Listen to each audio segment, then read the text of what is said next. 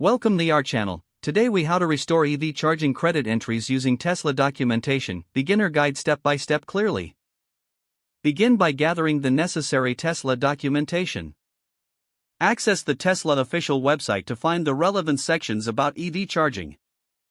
Search for charging credits in the support or documentation area.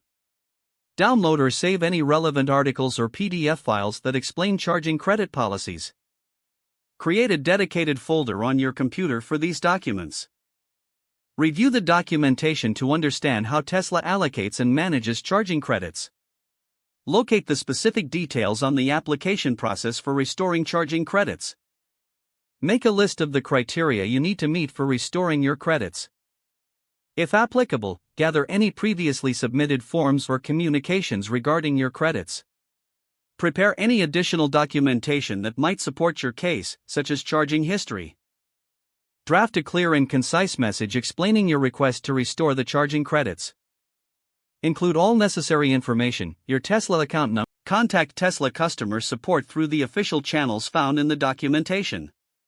Use the provided templates in the documentation if available when submitting your request. Follow up on your request within a week if you do not hear back. Keep a record of all communications with Tesla for future reference. Monitor your Tesla account to check for any changes in your charging credit status. Review your account regularly to ensure that the corrected credits are applied correctly. Familiarize yourself with Tesla's policies on credits to avoid future issues. If the page does not load, refresh the browser or try again in a private or incognito window. Make sure you are using the correct email address, then retype it carefully to avoid small typos.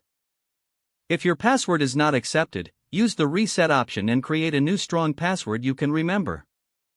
Check your spam folder for verification or security emails, then complete any requested confirmation steps.